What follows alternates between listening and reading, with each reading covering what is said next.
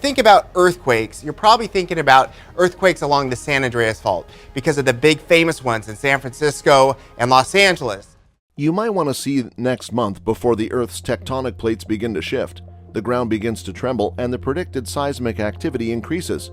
Don't wait for calamity to strike. Stay proactive and get ready for what's coming. Strong ground shaking that occurs as a result of the seismic event is frequently considered to be the main perpetrator when it comes to earthquake damage and destruction. However, the fundamental reason for an earthquake is the abrupt movement of two earth blocks past one another along the fault line. The United States Geological Survey has highlighted the importance of this fundamental idea in understanding earthquakes and their possible effects.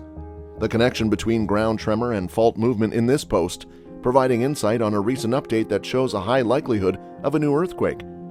An enormous earthquake with a magnitude of roughly 6.8 occurred in Ecuador on March 19, 2023. The earthquake's epicenter occurred about 50 miles south of Guayaquil, the second largest city in Ecuador, just off the Pacific coast. At least 14 fatalities have been reported as a result of the earthquake. One of the victims passed away in Peru, while the other 14 deaths took place in Ecuador. With 12 of the fatalities occurring in the coastal state of El Oro, Ecuador, 2 fatalities were reported in the state of Azuay, which is located in the country's highlands. Guillermo Lasso, the president of Ecuador, spoke about the situation and voiced his worry about how the earthquake will affect the populace. The residents of the impacted areas had been alarmed by the seismic incident. The neighboring country of Peru also experienced the repercussions of the earthquake. The tremors covered a wide geographic area, extending from Ecuador's northern border to Peru's central Pacific coast. Earthquakes are caused by the release of stored strain energy from the Earth's crust, which is where they originate. Tectonic plates, which are enormous chunks of the Earth's lithosphere, steadily shift and grind against one another over time, building up this energy. Fault lines are the boundary where these plates collide. The 3 basic categories of faults are strike-slip, normal, and thrust. The kind of fault affects how Earth's building pieces move past one another during an earthquake. When the stress along a fault line is greater than the capacity of the rocks keeping it together, the blocks suddenly slide, resulting in an earthquake. Ground trembling is caused by the sudden release of energy, which travels through the Earth as seismic waves. The magnitude of the earthquake, the depth of the hypocenter, the location where the fault slide begins, and the distance from the epicenter, the point on the surface directly above the hypocenter, all affect how violently the ground shakes. An earthquake's magnitude, which is commonly determined using the Richter scale or the moment magnitude scale, quantifies the amount of energy released during the seismic event.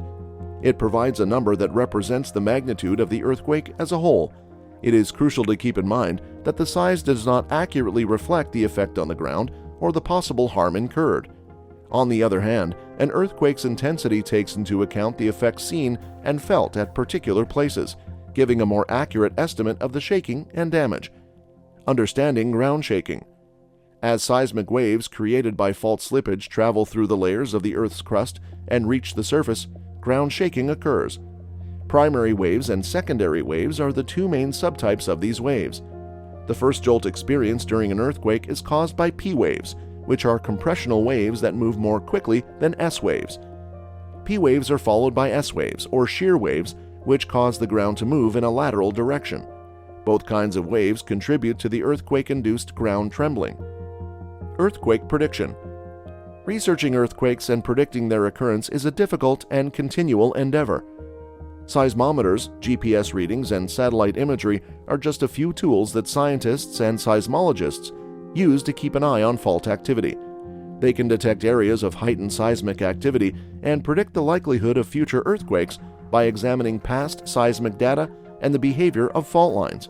It is crucial to remember that it can be extremely difficult to anticipate an earthquake's exact timing, location, and magnitude.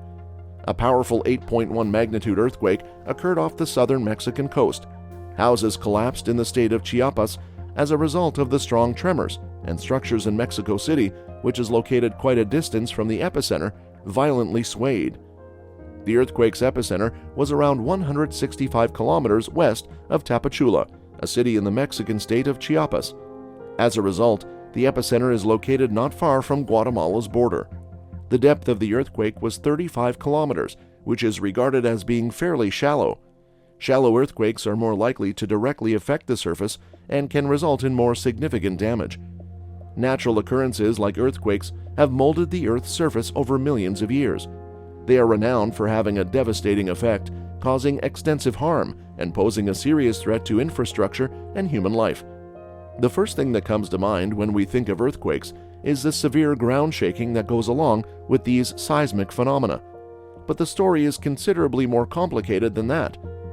The United States Geological Survey claims that earthquakes happen when two earth blocks abruptly move past one another along a fault line. In order to shed insight on the underlying mechanisms that fuel earthquake damage and destruction, this essay tries to analyze the complex link between ground shaking and fault sliding. Fundamentals of earthquakes. In this section, the article offers a thorough review of the basic ideas surrounding earthquakes. It explains how fault lines and tectonic plates interact to cause earthquakes by discussing these topics and others. There is discussion of several fault types and fault motions, such as strike-slip, normal, and thrust faults. The part also looks at how strain energy builds up along fault lines and how it is released during an earthquake when a fault ruptures. The Earth's lithosphere, the planet's solid outer layer, is divided into a number of large and small fragments known as tectonic plates. These plates interact to cause a variety of geological phenomena, including earthquakes, even though they move slowly and continuously. Understanding the incidence and characteristics of earthquakes requires an understanding of tectonic plates and fault lines. The Earth's surface is made up of tectonic plates, which can be compared to huge puzzle pieces. They are able to move because they float on the semi-fluid asthenosphere, which is a layer below the lithosphere. The largest of these plates, the Pacific Plate, the North American Plate, and the Eurasian Plate, are spread across the whole surface of the planet. At transform borders, the movement of the tectonic plates is not smooth and continuous. Instead, because of friction along the fault line, they become stuck. Rocks along the fault distort and store potential energy as stress builds up along the fault line as the plates continue to move. When the strain gets too much, the rocks abruptly slip and release the built-up energy as seismic waves. It is this quick slip that causes an earthquake to occur. Different kinds of motion can be seen along fault lines that are connected to transform boundaries. The most typical kind is referred to as a strike-slip fault, when the rocks on either side of the fault slide past one another horizontally. The relative motion in this kind of fault is mainly horizontal, leading to lateral displacement. The San Andreas Fault in California and the North Anatolian Fault in Turkey are well-known instances of strike-slip faults. There can be earthquakes anywhere along a fault line. Transform boundaries are just one example. At convergent borders, when two plates meet and one is pushed beneath the other in a process known as subduction, earthquakes can also occur. As the subducting plate bends and deforms, releasing the accumulated tension, this subduction can cause strong earthquakes. Fault types and fault motion. Rocks on either side of the fault slide past one another horizontally as a result of strike-slip faults, which are characterized by horizontal movement along the fault line.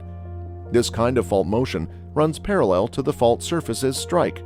Depending on the direction of movement as seen from one side of the fault, strike-slip faults can be further divided into two categories, right lateral and left lateral. Rocks on the other side of a right lateral strike-slip fault move to the right, whereas rocks on a left lateral strike-slip fault move to the left. A well-known right lateral strike-slip fault is the Californian San Andreas Fault. Normal faults. In regions where the Earth's crust is being forced apart or stretched, normal faults, which are linked to vertical displacement, occur. Rocks on one side of a typical fault slide downhill in relation to rocks on the other side. Tensional forces cause this kind of fault motion. In areas undergoing extension, such as in divergent plate borders or rift zones, normal faults are frequently seen. A region with significant normal faulting is the Basin and Range Province in western North America. Building up of strain energy. Understanding the incidence and behavior of earthquakes requires an understanding of building of strain energy. The potential energy held inside rocks as a result of deformation brought on by tectonic forces is referred to as strain energy. Along fault lines, this energy progressively builds up to the point where the rocks can no longer handle the stress, which causes an earthquake. The rocks on each side of a fault line distort as a result of the forces exerted by the tectonic plates when they contact along the fault line. Depending on the kind of plate border, these forces may be compressional, tensional, or shear.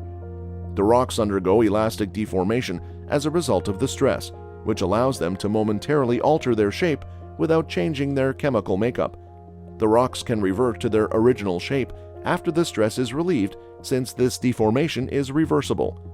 Fault rupture and initiation. When an earthquake occurs along a fault line, the Earth's crust can break or fracture. This is known as a fault rupture. It represents the release of accumulated strain energy in physical form. The rocks along the fault exhibit brittle failure and slide along the fault plane when the force on them is greater than their capacity. The ground trembles as a result of seismic waves produced by this movement that travel throughout the Earth. During an earthquake's early phases, when the fault starts to slip and seismic waves start to be produced, this is referred to as earthquake initiation. Depending on the tectonic environment and the fault's features, different factors can cause an earthquake to begin. The power of ground shaking. This section delves into the phenomenon of ground shaking during an earthquake. The waves, including P, S, and surface waves, travel through the Earth. Each wave type's features and impacts on the ground are discussed in the article. It is important to understand the difference between P waves, which deliver an initial shock, and S waves, which produce side-to-side motion. The part also examines how surface waves might intensify ground trembling. It is also investigated how the magnitude of the earthquake, the depth of the hypocenter, and the distance from the epicenter affect the intensity of ground shaking. Wave propagation in seismology. One of the primary processes that takes place during an earthquake is the propagation of seismic waves. The seismic waves that emanate from the epicenter of an earthquake carry the energy produced after a fault rupture.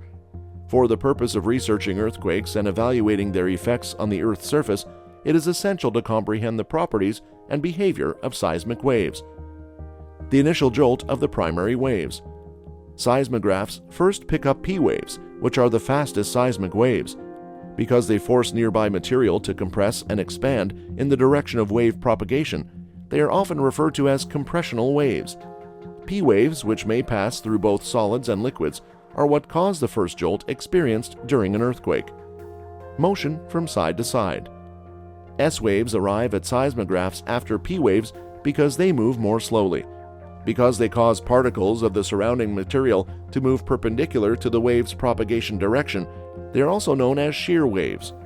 S waves, which can only pass through solids, are what cause the side-to-side shaking that people experience during earthquakes. Surface waves, increasing earthquake shock. An example of a seismic wave is one that moves along the surface of the Earth. These waves, which are produced by the energy released during an earthquake, can significantly shake the ground. Love waves and Rayleigh waves are two additional categories of surface waves. In this talk, we will pay particular attention to how Rayleigh waves, which are surface waves, intensify earthquake ground shaking. The British physicist Lord Rayleigh is honored as the originator of the mathematical description of Rayleigh waves, which bears his name.